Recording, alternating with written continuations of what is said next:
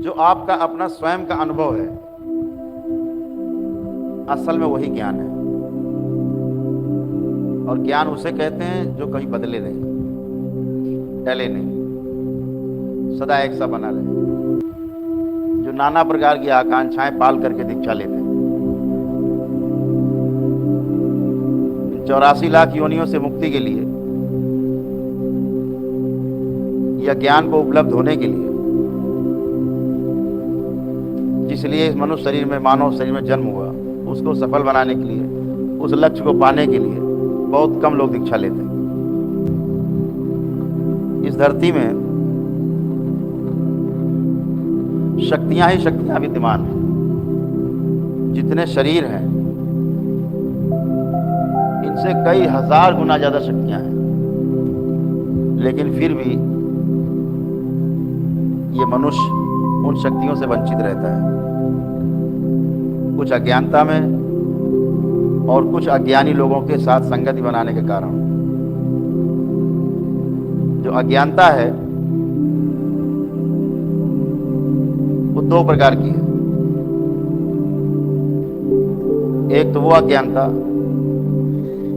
जिसे हमने सही मान लिया है, भले वो सही हो या ना हो, हमने मान लिया सही, उसके आधार पर चलना एक अज्ञानता है। और दूसरी जो अज्ञानता है वो सबसे बड़ी अज्ञानता है, जो दूसरे के कहे सुने अनुसार चलने लगना। दोनों अज्ञानता है।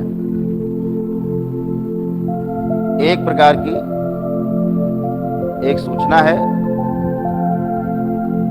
और दूसरा जो है, जो आपने स्वयं पाल रखा है, वो गलती है। जो आपका अपना स्वयं का अनुभव है, असल में वही ज्ञान है। और ज्ञान उसे कहते हैं जो कभी बदले नहीं, टले नहीं, सदा एक सा बना रहे। जैसे आपको एक सूचना है कि अमेरिका में एक शहर है जिसका नाम है न्यूयॉर्क। ये सूचना है, आप कभी वहां गए नहीं, देखा नहीं, लेकिन मान लिया। लोग कह रहे हैं न्यूयॉर्क, अखबारों में आता है, टीवी में आता है, जो लोग वहां से आते हैं बताते हैं, तो मान लिया हमने कि न्यूयॉर्क है। कल को न्यूयॉर्क खत्म भी हो सकता है, न्यूयॉर्क का नाम बदला जा सकता है। वो सूचना है। और आप नकार भी सकते हो, ऐसा कोई शहर नहीं, हमने देखा नहीं, हम क्यों माने। ये भी आप कह सकते हो, हमने देखा नहीं, हम क्यों माने। जैसे बहुत लोग कहते हैं हम नहीं मानते ईश्वर को, हमने देखा नहीं। जो दूसरा जो भाग है वो अनुभव का है। पहला भाग था सूचना का। एक सूचना मिली आपको कहीं से कि न्यूयॉर्क शहर है। अनुभव क्या है, जिसे आप नकार नहीं सकते। जैसे हम आपसे कहें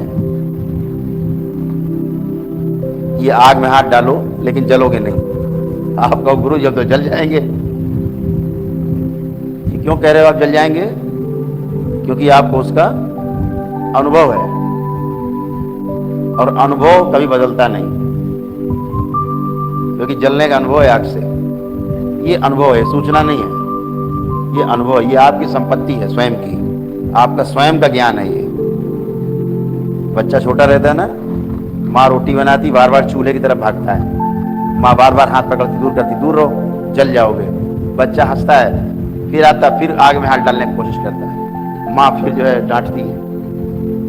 कभी माँ चूक जाती, जैसे बैट्समैन चूक जाते बॉलर की गेंद पे, कभी कभी आउट हो जाते, कभी माँ चूक गई और बच्चे ने हाथ आग में डाल ही दिया। पहला अनुभव, रोना चिल्लाना कि जल गए।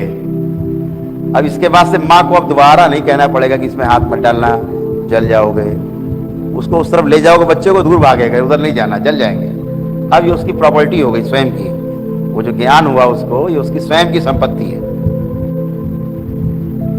तो सबसे बड़ी वस्तु संसार में ज्ञान है, जो हमें स्वयं अपने माध्यम से, स्वयं के माध्यम से प्राप्त होता है।